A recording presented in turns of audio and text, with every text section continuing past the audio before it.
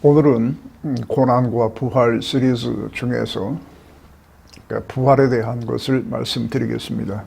예수님의 부활은 과거의 사건이지만 이것처럼 확고하게 증명된 것은 없습니다. 그러나 부활을 부인하는 사람도 많고 그리고 그 방법도 많이 있습니다. 개인적으로 기독교 자체를 부인하는 철학자들은 또 얼마든지 있고, 또 철학적인 체계를 갖춘 것은 아니지만은 개인적으로 이 부활 사실을 인정하지 않는 사람은 부활을 믿는 사람보다 훨씬 더 많습니다. 대놓고 기독교를 부정하고 부활을 부정하기도 하지만 상당히 아주 교묘한 방식으로 부활을 부정하는 방법도 있습니다. 그것은 부활이라고 하는 그 사실은 감추고 그 부활이라고 하는 그 어의가 갖는 것을 가지고 그 의미만 부각시키는 그러한 방식이 있습니다. 10여 년 전에 법정이라고 하는 스님이 살아계실 때에 김수환 추기경과 굉장히 가깝게 지냈다고 합니다. 그래서 김추기경이 법정 스님이 있는 길상사를 방문하고 또 법정 스님은 명동성당을 방문해서 부활절 축사를 하기도 했습니다. 매스컴에서는 이것을 종교화합이라고 대서특필을 한 적도 있습니다. 이것 말고도 석가탄신일에는 교회가 부처님 오심을 축하합니다라고 하는 현수막을 내걸고, 또 절에서는 부활주일이나 성탄절에 예수 부활을 축하한다, 예수 오심을 축하한다, 이런 그 현수막을 내거는 일은 아주 자주 볼 수 있습니다. 솔직히 말해서 굉장히 세련되게 보이긴 하지만은 일종의 제스처에 불과한 것입니다. 더 나아가서는 그들이 의도가 어땠든지 간에 이것은 부활에 물타기를 하는 것밖에는 되지 않습니다. 십자가에서 죽은 예수가 무덤에서 정말로 살아났다면은 승려들은 왜 여전히 절에 있는 것입니까? 이것만 보더라도 이들은 예수 그리스도의 부활을 하나의 진실되고 엄연한 사건으로 보는 것이 아니라 그저 하나의 사상으로 취급하고 그 사실 여부와 관계없이 부활의 의미만을 이렇게 부각시키는 것입니다. 여기서 저는 정말로 어리석은 질문을 여러분께 한번 해보겠습니다. 어리석은 질문이 뻔히 알면서도 한번 해보겠습니다. 부활의 사실이 중요합니까? 아니면 그 의미가 중요합니까? 당연히 둘 다 중요한 것입니다. 그러나 분명한 것은 부활의 사실이 우선되지 아니한 부활의 의미라고 하는 것은 공허한 말장난에 불과한 것입니다. 그것은 부활을 이용해서 무엇인가를 이루어 보려고 하는 거짓 행위에 지나지 않습니다. 부활 교리는 기독교의 진리를 구성하는 여러 요소 중에 하나가 아니라 기독교의 모든 것입니다. 기독교의 중요 교리는 몇 가지로 구분될 수는 있어도 구별되는 것은 아닙니다. 구분이라고 말씀을 드리는 것은 하나를 여러 각도에서 보았다는 뜻이고, 구별이라고 하는 것은 여러 가지 종류를 모아서 기독교를 형성했다라고 하는 그런 의미로 말씀을 드리는 것입니다. 부활이 없다면 기독교는 그저 심리적으로 사람을 어느 정도 안정시키는 그런 기능은 할 수 있어도 결코 성경이 말하고 있는 것들을 이룰 수가 없습니다. 기독교의 모든 것, 성경의 모든 것이 다 부정되어 버리고 맙니다. 따라서 오늘 말씀의 핵심은 여러분 중 혹시 부활 사실에 대해서 뭔가 믿어지지 않는 어떤 면이 있는 분이 있다면은 이런 것들을 대충 넘기고 지나가지 말고 이것을 반드시 해결하고 가라고 하는 그런 말씀을 드리고 싶은 것입니다. 부활은 구약부터 예수님 시대까지 계속 예언되어 오던 것입니다. 그것이 마침내 예수 그리스도로 말미암아 그 실체를 드러낸 것입니다. 다시 말해서 부활 사건은 돌발적으로 예기치 못했던 사건이 발생한 것이 아니라 계속해서 예언되어 오던 것, 그리고 하나님께서 이루시려고 했던 것이 그렇게 이루어진 것입니다. 따라서 부활을 부인하거나 부활에 대해서 애매한 개념을 갖는다고 하는 것은 성경 전체를 그렇게 보는 것과 같은 것입니다. 누가복음 24장에 엠마오로 가던 두 제자 이야기가 나옵니다. 예수님이 십자가에 달려 죽으신 이후에 제자들 중에 여러 사람들이 실망하여 자기 고향으로 돌아간 적이 있습니다. 아마 이들도 그런 사람이었던 것 같습니다. 그래서 엠마오로 가던 두 제자가 그 길에서 예수님을 만납니다. 그래서 다시 예루살렘으로 돌아온다는 그런 얘기가 기록이 되어 있습니다. 이때 24장 27절에 예수님께서 그들에게 이렇게 말씀하십니다. 모세와 모든 선지자의 글로 시작하여 모든 성경에 쓴 바 자기에 관한 것을 자세히 설명하시더라. 그랬겠습니다. 그냥 부활하신 몸을 제자들에게 보여주시듯이, 도마에게 보여주시듯이 뭐 그런 방식으로 그들에게 만져보라 하시고 뭐 이렇게 하면 간단할 텐데, 주님은 그것은 나중에 하셨고 성경을 처음부터 끝까지 설명을 하셨다고 했습니다. 여기서 성경이라고 하는 것은 우리가 보고 있는 구약 성경과 같은 것을 의미합니다. 이렇게 하신 이유가 뭐겠습니까? 성경이 곧 예수 그리스도를 말하는 것이기 때문에 그것을 차근차근 풀어서 설명을 한 것입니다. 예수 그리스도를 말한다고 하는 것은 그분의 십자가의 승리와 그 승리로 인해서 증거되는 그 승리의 증거로서 부활하심을 의미하는 것입니다. 성경이 말하는 구원의 도는 반드시 부활로 입증되어야만 합니다. 죄의 싹은 사망입니다. 그러므로 죄를 이겼다고 하는 것은 사망을 극복한 부활로 증명이 돼야 되는 것입니다. 부활이 없다면 죄를 이겼는지 어쨌는지 알 수가 없습니다. 부활은 누구나 인간으로 태어난 자가 다 경험하는 것입니다. 예수 믿는 사람만 부활하는 것이 아닙니다. 요한복음 5장 29절에 예수께서 심판을 말씀하실 때에 선한 일을 행한 자는 생명의 부활로, 악한 일을 행한 자는 심판의 부활로 나오리라, 이렇게 말씀하셨습니다. 심판의 부활이라고 하는 것은 저주받은 부활이라고 하는 뜻입니다. 사도행전 24장에도 같은 말이 나옵니다. 바울이 당시 총독이었던 벨릭스 앞에 불려가서 자기 변호를 하는 내용이 있습니다. 여기에서 사람들이 자기를 고소한 이유가 이것이라고 말합니다. 악인과 의인의 부활이 있다라고 한 것을 가지고 그것으로 자신을 고소한 것이다라고 말하고 있습니다. 예수 안에 부활하는 자는 생명의 부활로 나올 것이고, 우리가 말하고 있는 부활은 바로 이 생명의 부활을 의미하는 것입니다.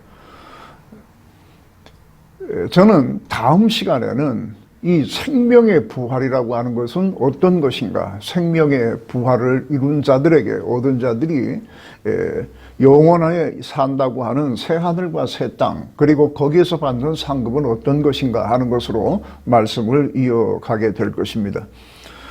구약은 옛 언약을 한자어로 말한 것이고 신약은 새 언약을 한자어로 말한 겁니다. 이 둘 다 구원에 관한 언약입니다. 구원이라고 하는 것은 로마서에서 수차 반복해서 말씀드린 것 같이 남의 노예였던 자를 누군가가 그 대가를 대신 지불하고 사서 그 노예의 주인의 자격으로 해방시킨 것을 말합니다. 이것을 구속 혹은 대속이라고도 하고 속량이라고 한다고 말씀을 드렸습니다. 속량이라고 할 때에 속은 대신값을 지불했다는 뜻이고 량은 자유인을 의미하는 그런 그 글자입니다. 구약의 주제는 하나님의 아들이 오셔서 대신 이 죄값을 지불하시고 그 백성을 구원하실 것이라고 하는 내용입니다.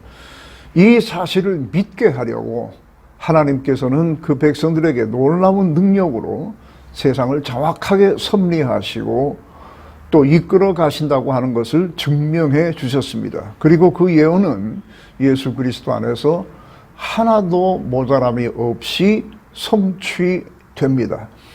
예수께서 십자가상에서 다 이루었다라고 말씀을 하셨는데 그것은 다 이러한 모든 것들을 다 이루었다라고 하는 그러한 뜻입니다. 구속이 이루어진다고 하는 것은 하나님의 영원한 생명과 연합됨을 의미하는 것이고 세상 살아있는 동안 그분의 철저한 보호 안에서 인도함을 받는 것은 물론이고 마침내 의인의 부활에 동참하여 하나님께서 예비하신 새하늘과 새 땅에서 영원한 삶을 누리게 되는 것까지를 포함하는 것입니다. 구속은 이 복되고 영원한 삶을 총체적으로 말하는 것이기도 하고 그것의 본격적인 시작점을 말하기도 합니다. 그러므로 부활이 없다고 한다면 구약 전체가 다 허구일 뿐이고 예수 그리스도의 부활을 기초로 해서 기록된 신약 성경도 다 허구입니다. 그러면 그 기록들은 그저 그런 것을 강력히 소원하는 어떤 천지적인 인물들이 모여서 만든 작품일 뿐입니다. 바울이 고린도 전서 15장 19절에 이렇게 말합니다. 만약에 성경이 그런 것이라면, 그래서 부활이라고 하는 것이 있지도 않은 것이라면, 우리가 바라는 것이 이 세상의 삶뿐이라면 모든 사람 가운데 우리가 더욱 불쌍한 자니라 그랬습니다. 불쌍하다라고 하는 말도 모자랍니다. 그러나 그런 걱정은 하지 말라고 하면서 고린도전서 15장 맨 마지막에 부활에 대한 진리를 전해주고 나서 이렇게 말합니다. 58절입니다. 그러므로 내 사랑하는 자들아 견실하며 흔들리지 말고 항상 주의 일에 더욱 힘쓰는 자가 되라. 다시 말해서 누가 뭐라고 해도 예수 그리스도는 부활하셨고 그것은 우리들의 부활을 의미하는 부활의 첫 열매이다라고 말씀을 하고 있습니다. 부활에 대한 변증은 초대교회 때부터 시작된 것을 지금도 그대로 사용하고 있습니다.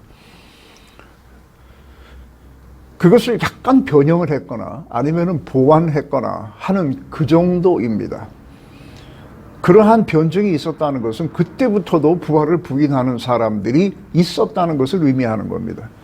그들이 부활을 부정하는 방법도 오늘날 사람들이 부정하는 방법과 거의 동일합니다. 변증도 거의 동일하고 부정하는 방식도 거의 동일합니다. 부정하는 방법은 대표적으로 세 가지가 있는 것 여러분 잘 아실 겁니다.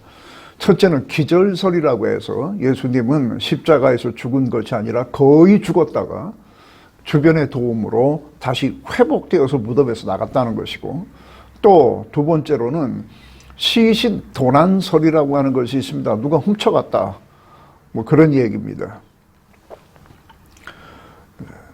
그리고 세 번째는 집단 환상설이라고 하는 것이 있습니다. 예수 그리스도의 부활을 보았다고 하는 증인들은 전부 다 집단적으로 환상을 본 것이다. 뭐 이런 내용들입니다. 많이 들어보신 내용입니다. 시신 도난설이라고 하는 것은 그 길게 말할 필요가 없는 것이 그 무덤에 경비병이 지키고 있었습니다. 주로 이 사람들이 경비할 때는 4명이 한 조가 되어서 3교대로 그 근무를 하게 됩니다.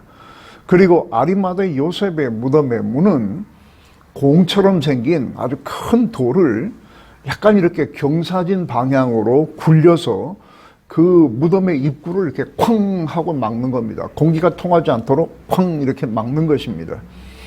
이 문을 열기 위해서는 장정들이 여러 명이 지렛대를 사용해서 그 문의 틈을 약간 낸 다음에 그것을 거꾸로 밀어 올려야 되는 그러한 수고가 따릅니다. 간단치가 않은 것입니다.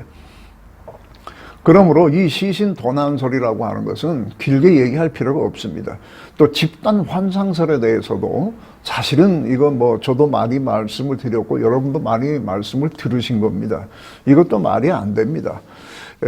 그런데도 이 집단 환상설이 자꾸 이렇게 사람들의 입에 오르내리는 것은 오늘날도 종교 집단에서 때때로 일어나는 일이기 때문에 그렇습니다. 그런데 이 집단 환상이 일어나려면 반드시 전제 조건이 따릅니다. 첫째는 될 수 있는 대로 같은 공간에 있어야 되는 것이고, 두 번째로는 암시가 충분히 주어져야만 가능한 것입니다. 이런 것이 없이 집단 환상이 일어나는 법은 없다고 합니다. 최면수를 쓰는 사람들도 반드시 암시라고 하는 것을 먼저 합니다. 그래서 이 암시가 먹혀 들어가지 않으면 최면이 걸리지가 않습니다. 오늘날도 이런 종교 집단에서 집단 환상 현상이 일어날 때에 가장 먼저 행한 것이 뭐냐면 암시입니다. 사회하는 사람이나 아니면 그 집회를 인도하는 사람이 오늘 어떤 일이 일어난다 라고 말을 합니다.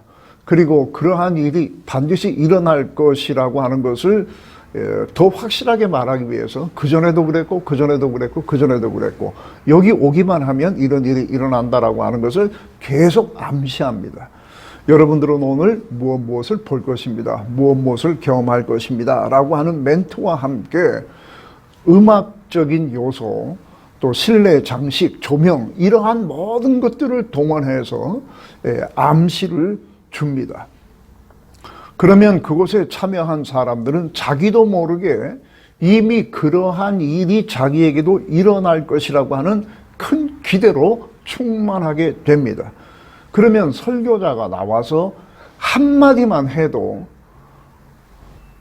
뭐 십자가상에서 피 흘리는 것을 본다든가 갑자기 이 세상에서 경험한 적이 없는 어떤 향내가 난다든가 하면서 어떤 이상한 일들이 이제 일어나기 시작을 하는 것입니다. 그런데 사도행전에서 보이는 제자들은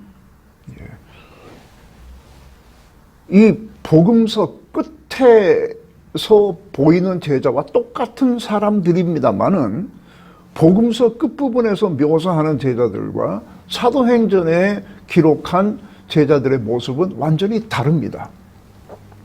그것은 예수 그리스도의 부활을 봤기 때문에 달라지는 것인데 이것을 집단 환상이라고 말을 하는 것입니다. 그런데 여러분 한번 보십시오. 이들이 예수 그리스도께서 부활하실 것이라고 하는 말씀을 미리 듣기는 했습니다마는 그것을 기대한 적이 없습니다. 막달라 마리아도 제자들과 함께 그런 말을 들었을 것입니다. 그런데 무덤을 찾아가서 무덤이 비었을 때에 제일 먼저 생각한 것이 부활하셨구나가 아니라 누가 시신을 가져갔나 보다. 이래서 동산지기에게 누가 이거 시체 옮긴 거 아니냐라고 이렇게 물어보는 장면이 나옵니다. 이것은 예수께서 그렇게 말씀을 하셨으나 그 암시가 그에게 통하지 않았음을 의미하는 것입니다. 막달라 마리아의 이 말을 들은 베드로와 요한이 무덤에 달려갔습니다. 그리고 빈 무덤을 확인했습니다. 그리고 나서 그러면 그렇지 할렐루야 이렇게 하지 않았습니다. 역시 누군가가 혹시 시신을 옮겨갔는지도 모른다는 생각과 함께 어떻게 된 일인지를 알기 위해서 샅샅이 거기서 조사를 했습니다. 다른 제자들이 부활하신 예수님을 만났다고 해도 도마 같은 사람은 믿지 않았습니다. 부활에 대한 기대 자체가 없었습니다. 그뿐만 아니라 같은 공간에서 이들이 한꺼번에 예수 그리스도의 부활을 본 것도 아닙니다. 어떤 사람은 여기서, 어떤 사람은 저기서, 또 예수님을 만난 시간도 거의 다릅니다. 물론 어디 모였을 때에 부활하신 주님을 같이 본 적도 있습니다만은, 그러나 집단 환상이 일어나기 전에, 같은 공간에서 이러한 일이 일어나기 전에 개별적으로 부활하신 주님을 다 만난 사람들입니다. 집단 환상이 일어날 만한 조건을 하나도 갖춘 것이 없습니다. 오늘날 우리는 제자들처럼 현장에서 부활하신 예수님을 만져보거나 같이 식사할 수는 없습니다. 그러면 그들보다 믿음이 덜한 것이 당연하지 않겠느냐 하는 생각이 들 수도 있습니다만은 사실은 그렇지 않습니다. 여러분은 세종대왕이다 이순신 장군이 역사적 인물임을 의심하지 않을 것입니다. 그들의 삶이 세부적으로 어떻했는가는 잘 모르지만, 그리고 그것에 대해서 이런저런 말을 해도 그것을 뭐 다 믿을 수는 없는 것입니다만은, 적어도 세종대왕이 훈민정음을 창제하셨고 이순신 장군은 거북선을 만들어 왜구를 물리쳤다라고 하는 것은 알고 있고 그것을 받아들이고 있습니다. 안중근 의사가 하얼빈역에서 이토 히로부미를 저격하고 그것으로 말미암아 위순 감옥에서 사형당했다고 하는 사실도 우리가 알고 있고 그대로 받아들이고 있습니다. 봤습니까? 여러분 중에 안중근 의사 본 사람이 있습니까? 없습니다. 그러나 그것을 그대로 받아들이는 것은 믿을 만한 기록이 있기 때문에 그렇습니다. 성경은 모든 기록 가운데에 가장 믿을 만한 기록이라고 하는 것을 기억해 두시기를 바랍니다. 또 가장 많이 말하는 기절설이라고 하는 것이 있습니다. 어떤 책에서 제가 이런 것을 본 적이 있습니다. 어떤 학생이 목사님에게 편지를 보냈습니다. 미국에서 일어난 일인 것 같습니다. 실화인지 아니면 누군가가 예화를 만든 건지 모르겠습니다. 그 학생이 들은 것은 기절설이라고 하는 겁니다. 그래서 목사님께 그것에 대한 질문을 했습니다. 완전히 죽은 것이 아니라 무덤에 들어와서 누군가가 이렇게 보살펴서 다시 살아났다고 얘기하던데 목사님의 의견은 어떠십니까? 그랬더니 목사님이 답장을 썼는데 이런저런 구구절절 쓴 것이 아니라 그냥 이렇게 썼다고 그럽니다. 누구든 로마식 채찍으로 40대를 때리십시오. 그리고 십자가에 못 박아 6시간 동안 태양 아래 매달아 놓으시고 그 후에 창으로 옆구리를 찔러 관통시키십시오. 그리고 그 후에 공기도 통하지 않는 무덤에 3일 정도 두십시오. 그리고 나서 이야기합시다. 이렇게 썼다고 그럽니다. 저 역시 부활 설교 때마다 그 의미보다는 사실에 더 집중해서 많은 말씀을 드려왔습니다.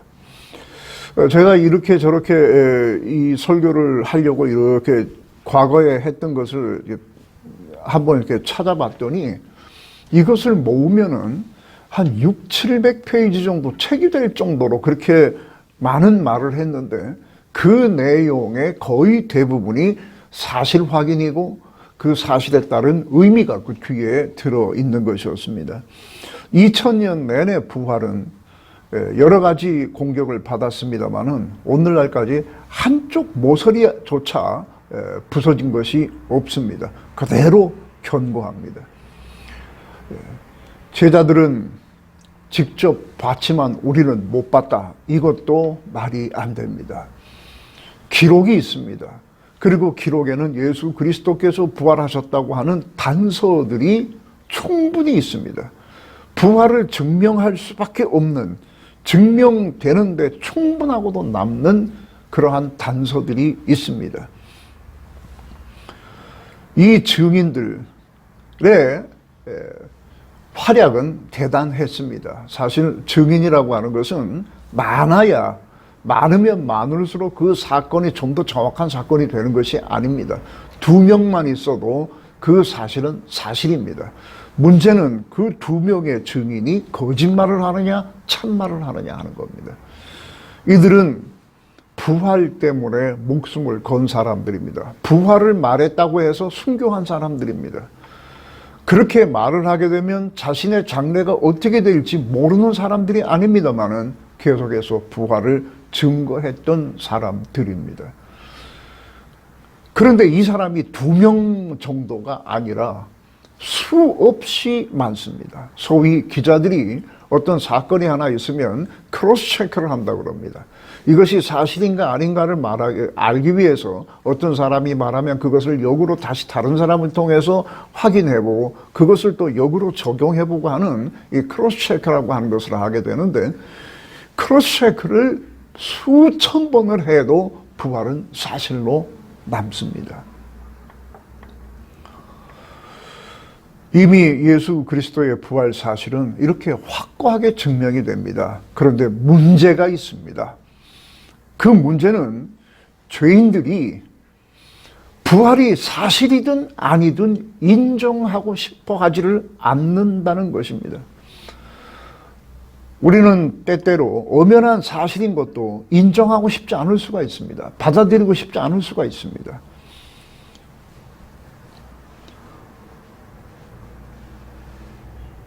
누가 봐도 게임에서 내가 졌습니다. 몇 년 후에 다시 재심을 해도 내가 진 게 확실합니다. 그러나 내가 졌다는 사실을 인정하고 싶지 않고 받아들이지 않을 수가 있습니다. 그런 것처럼 부활이 사실이냐 아니냐, 사실이든 아니든 나는 그냥 인정 못하겠다, 이러한 사람들이 부활을 부정하는 데 거의 대부분입니다. 무슨 이유가 있어서 부활을 부정할 수 있을 만한 어떤 무엇이 있어서 그렇게 하는 것이 아니라 그냥 그렇게 하고 싶지를 않은 것입니다. 이것은 사탄의 역사입니다. 사탄은 눈을 어둡게 하고 사람의 생각을 통제할 수 있습니다. 그래서 하나님 근처에 다가가지를 못하게 합니다. 진리 근처에 이렇게 어슬렁거리지도 못하게 하는 경우가 있습니다. 그것 때문에 그렇습니다. 혹시 여러분 중에 부활 같은 것은 목사나 장로, 믿음 좋은 권사들이나 믿는 것이지 나 같은 사람은 아직 그 수준에 이르지 못했다라고 하는 생각을 가진 분이 있습니까? 그래도 괜찮다는 생각을 가지고 있는 분이 있습니까? 부활이 사실이든 아니든 나는 그리스도의 길을 가겠다, 이렇게 생각을 하시는 분이 혹 있습니까? 그거는 스스로 속이는 것입니다. 부활은 죽음에 임박한 사람들이 들어야 되는 이야기가 아니라, 다시 말해서 남의 얘기가 아니라 바로 내 얘기입니다. 머지않은 한 장래에 바로 눈앞에 다가올 그 문제, 피할 수 없는 문제에 답을 주는 것이 부활입니다. 부활뿐만 아니라 성경의 모든 진리를 대할 때에 하나님 앞에 눈과 귀를 열어주시기를 간절히 기도해야 합니다. 마음에 덮여있는 이 수건이 벗겨지지 않으면은 어떤 진리도 받아들일 수가 없습니다. 그것이 진리든 아니든 나와 관계없다고 생각을 하고, 진리든 아니든 그런 건 필요 없다라고 하는 생각을 계속 하게 됩니다. 모든 진리를 대할 때에, 부활뿐만 아닙니다. 모든 진리를 대할 때에 꼭 우선되어야 하는 것이 성령의 역사입니다. 성령의 충만을 구하시고 성령의 조명을 구하셔서 하나님께서 내 마음을 열어주시게 되면 지금까지 들어왔던 것이지만 애매했던 것, 들어보지도 못했던 것이지만은 새로 들었을 때에 그 엄청난 깨달음이 오게 돼 있는 것입니다. 이것을 아는 사람과 모르는 사람의 차이는 하늘과 땅 차이입니다. 다음 시간에는 계속해서 의인의 부활로 이루어지는 새로운 삶, 즉 새 하늘과 새 땅과, 그리고 거기에서 받는 의로운 자의 상에 대해서 말씀을 드리겠습니다.